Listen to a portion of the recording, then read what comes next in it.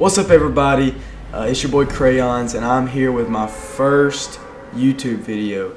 I'm really excited to bring this video to you guys and start up this channel because I feel like I got a lot to bring. The primary point of this channel is going to be tip videos, helping you get better at the game and stuff like that, because I love watching stuff like that, and those videos really helped me, and I feel like I have some good input on a few things. Now, before we get into this video, which you already know by the title, the gameplay right here is just me playing a quick solo game, quick 15 kill win. You'll see some highlights, probably not the whole game because it probably won't be that long of a video, but yeah, let's go ahead and hop into it. So these are 8 tips, 8 things to do in order to get better at console. Now, some of these tips I have seen on other channels, and some I haven't, but I'm going to try to be as specific as possible because I know other people kind of just throw them out there and just leave you out to dry. So starting with number 1, which I think is probably the most important in my opinion. This is what started getting me wins and started making me better, which is learn how to build. Now, I wrote out beside it in parentheses Builder Pro. And when Builder Pro first came out, I had mixed emotions about it. I looked up a lot of articles about, should I use it, should I not use it? And I saw something about where if you're a fast builder on Combat Pro, it'll only take you 1/10 of a second less in order to build on Builder Pro. And I just thought that's not worth it. It's not worth it to swap and learn it completely if it's going to be worth 1/10 of a second of time, basically. But I actually did end up swapping, and the main reason I swapped, and the reason I think everyone should swap, is one, it's less memory. You don't have to remember a ton of stuff like how many button presses and stuff. You just got to remember what button does what. But 2, you don't have to keep track of where you're at. So in Combat Pro, say I'm on a stair, right, and say I misclick and I go to a roof and accidentally start placing roofs when I wanted to be placing a wall. Well, at that point, I have to think about where I'm at on my wheel, and I got to think, okay, I got to press R1 one more time in order to swap. And in reality, most of the time when that happens, when I mess up one click, I mess up everything, and I have to completely reset. And in Builder Pro, if you accidentally lay down a wall, all you got to do is think, okay, I got to press R2 to put down my wall, or accidentally put down the roof. So that's the only reason I swapped to Builder Pro, and I have seen myself get faster with it, and it has been really effective, and it's been working really well. And I'm happy with the way I'm building. In this gameplay, I was a little slow. It was one of my first games, and I've just been struggling to build a little bit. I actually have a broken finger, so the gameplay you're watching, when you're watching, is me playing with a broken finger, or playing with my middle finger, not my index finger. But anyways, that's it for tip number 1: learn how to build. And this is going to take time, guys, and I'll actually come out with individual videos for some of these tips. Like, I'll have a whole video on learning how to build and how to build better.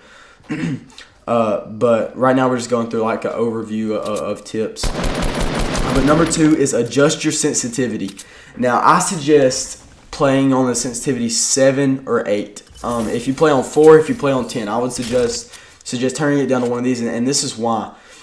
Because 7 and 8 are where you can jump and do a 360. 7 is almost a 360, and 8 is a little bit above a 360. So if I'm building a 4x4 or a 1x1, excuse me, it's not going to take long at all to build. Building that 1x1 is going to be a lot easier on that sensitivity. Now, the reason I say don't make it a lot higher than that is because in all reality, you don't need it to be higher than that. I can build a 1x1 not as fast as somebody playing on 10, but I can guarantee you my aim is better than them. And for them to build just slightly faster but have less aim, I just don't think it's worth it. And to play on a lower sensitivity, it's the opposite. You might be able to aim a little bit better than me, but you won't be able to build. And building is 90% of this game, in my opinion. So I would suggest making your sensitivity 7 or 8. You could get by with 6 or 9 if you want to get used to it. But what I would do with this is go straight to that sensitivity and just start getting used to it. Like if you played on 5, go straight to 8. or I played on 5 and I went straight to 7 and got used to it, and then I moved up to 8 eventually. Or you can say you play on 5, go up to 6 until you get used to it, go up to 7 until you get used to it. But I would suggest, if you don't care about your wins a ton, just swapping straight to what you want it to be and getting used to it right away. It'll be quicker like that. You're just going to have to sacrifice a few wins. And then your aiming sensitivity, this really isn't too important. Just make it whatever you're comfortable with. Don't make it so that you can't follow somebody while you're aiming in. But that'd be my only tip there. Just do it whatever you're comfortable with. Stuttering a little bit. Number 3, learn how to shoot. And what I mean by this is learn the mechanics of shooting, really. You know, when you're shooting at somebody, you don't want to be, or when you're behind somebody shooting at him, you don't want to be running to your side shooting, because if you do that, your aim is going to be a lot less. Instead, crouch, sit still, wait on that first shot accuracy, and start spraying and burst. So this tip is really all just learn the mechanics of shooting, learn the mechanics of game, because once you learn the mechanics of shooting, it's going to greatly affect your gameplay, and you're going to be hitting a lot more shots. Number 4 is really similar, and actually number 3 falls under this category, but I thought number 3 was enough to make it its own. But number 4 is learn the mechanics of the game. How to use what gun, you know, what situation do I want to use a grenade launcher in versus a rocket launcher? Should I be aggressive? When do I be aggressive? When do I be passive? Stuff like that. Just learn the mechanics of the game and what to do and when to do it. Really, just get comfortable with the game and learn what to do. And the next tip really will help this, and it's to watch pro players. Like watch somebody like Ninja or Myth or someone, and get used to the game, and watch how they play and try to emulate their game a little bit. Now, this one of the upcoming tips is going to sound contradictory to that, but understand what they do and when they do it, and try to emulate how they play. So the next tip, I've lost count of what number it is, but be consistent in your setup. This one's really specific, so let me explain. For example, you'll always see I'll have my first slot's my AR, second and third is shotgun and shotgun, or shotgun and rocket, whatever I have. Fourth is meds, and fifth is sniper. Always. That's how my setup is always. And you need to always keep yours the same too, because if you start trying to switch it up or don't keep it consistent, your muscle memory will get off and you'll swap to a weapon you don't want to be on.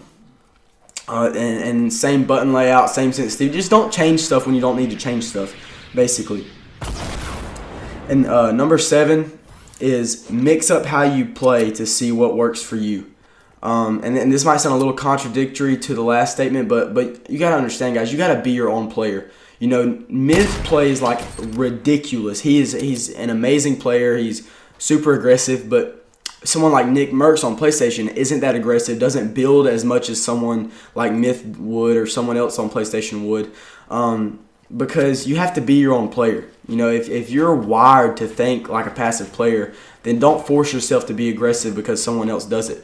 You got to be your own player, and I think to do this, to learn how to be your own player, you have to mix up how you play. Mix up what weapons you use. You know, I had to experiment. I found that I'm a lot better with double shotgun than I am, say, shotgun and rocket launcher. And anytime I'm playing squads and I find an RPG, I always give it to my teammate, no matter what, because I'm better with a double shotgun. Now, most people would like to use a rocket launcher more, but that's not me. So you have to mix up how you play in order to do this and really be your own player.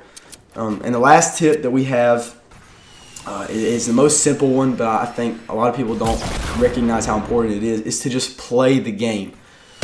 Right? As you go, as time goes on, you'll get better.